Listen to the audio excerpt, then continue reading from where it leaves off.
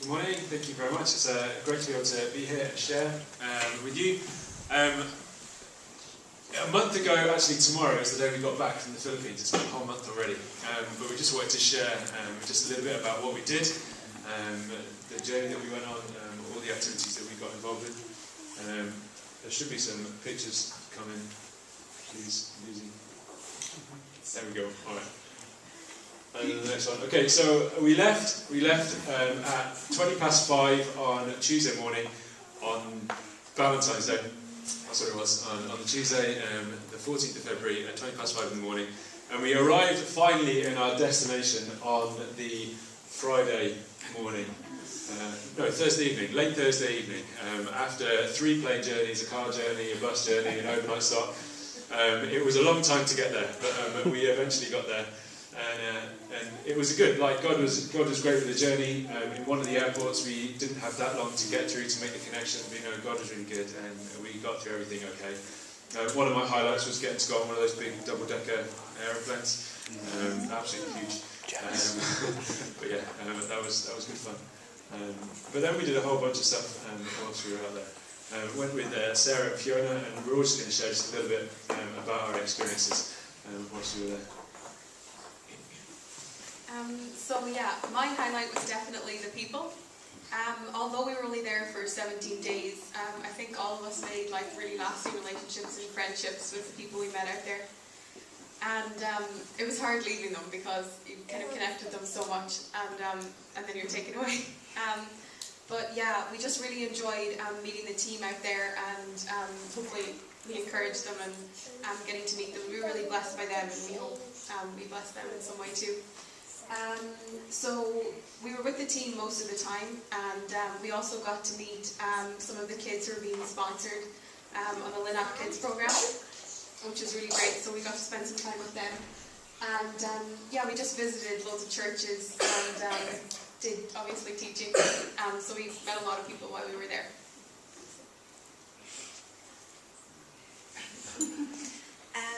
So I absolutely loved the food in the Philippines. There were so many new and exciting dishes to try. Most of it was actually really nice, and we didn't actually hate any of it.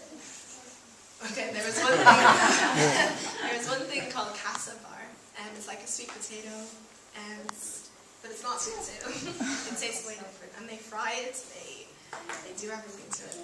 They make cakes out of it, yeah. And then that purple ice cream there, that's ubi ice cream. That's another sweet potato fruit vegetable thing. And they make everything out of ubi as well. So they make jams, they make bread, they make ice cream. It's amazing food in the Philippines. One of the dishes there, the bowl of like a stew, it's called, you can have manok adobo or pork adobo, which means chicken adobo or pork adobo. So we really enjoyed those dishes, and we got that a lot. The chicken curry as well was really good. So we had a girl that stayed with us called Pamela, and she cooked most of our dishes, and she was a blessing because we didn't really know where to buy the food, but she took us to the market and she helped us buy all the food. And then the fruits, I have to say, the fruit was so amazing. We were missing it so much. Like, I tried a mango yesterday and it did not taste the same. And so we missed the fresh, gorgeous fruit. Like the pineapple was my favorite fruit, definitely. Like, food is a very big part of their culture. Like it is in most cultures. Like anywhere you go, you eat. But over there, you eat and you eat some more, and then you're expected to eat a little bit more. So it was a lesson in learning how to pace yourself and take little and often. But yeah, just one of the ways they blessed us was just by giving us food. And so you're obliged, you take a little bit at first to make sure you like it. But then, yeah, it's such a blessing, and it's such one of their big ways that they encourage blessing.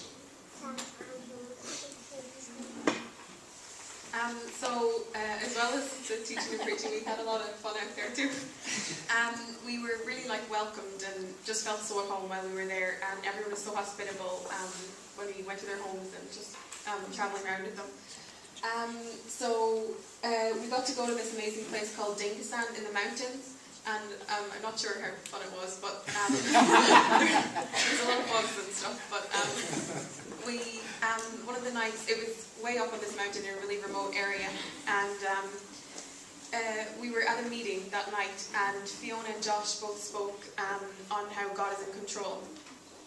So when we got back to our little shack hut thing where we slept, the pastor, his name was Pastor Francis, was like, "Oh, someone came in while we were gone. Check your stuff. Something might be gone. Like someone stolen something."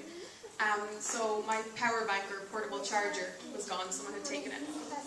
But I wasn't very worried because I was just joyful all the time. So I was like, "It doesn't matter. It's €7. I can replace it." But the next morning, Pastor Francis, we went for breakfast. It was like a feast, and he was like, "I stayed up all night because I was so worried about your power bank. I feel so bad. This is like a Christian church and we're witnesses for God, and this happened. I feel so bad." And he was like, "I stayed up all night praying about it. And I prayed that the person who took it wouldn't sleep and that they would return it." So that morning at 6 a.m, the 12-year-old kid came back with the power bank. So yeah, that just really, I think, struck a chord with all of us that God really was in control of the whole trip. Like so many things could have gone wrong, but we knew that we were at the centre of His will and we didn't need to be afraid because He was in control. Well, yeah, in that place we went to a gorgeous bridge. So it was a really hot day, so like 34 degrees, about that. And it was just, the scenery was so beautiful. I felt so close to God the whole time there. So yeah, walking across that bridge was great fun because it was not very well built and there were holes in it, but it was exciting because we were walking across really, really far down. The water was there and it was just so amazing. So I loved the scenery.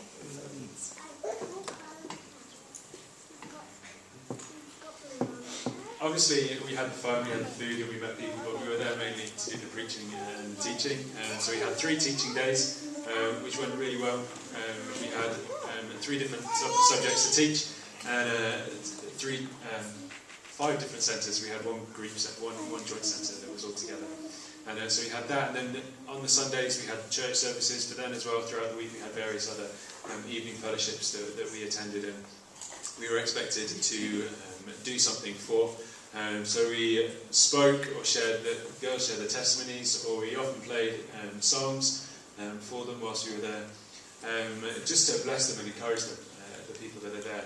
One of the big things about the charity Love in Action Philippines is that we recognise that we cannot be on the ground all the time.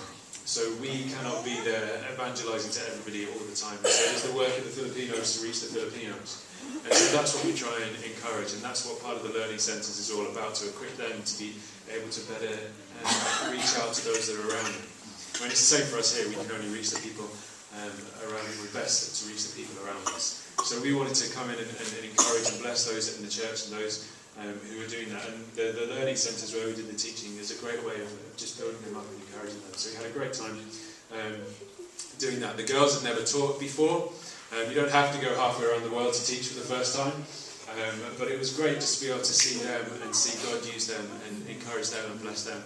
We were all blessed by the trip. It was a great experience, and yeah, we were really thankful for it.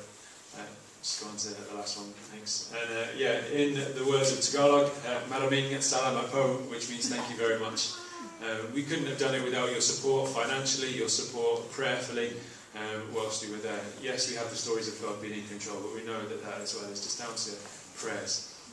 We were very grateful, very thankful for our safety in travel whilst we're there, and all that God did. We just pray that what we did whilst we were there just continues to bless and encourage the folks that are there.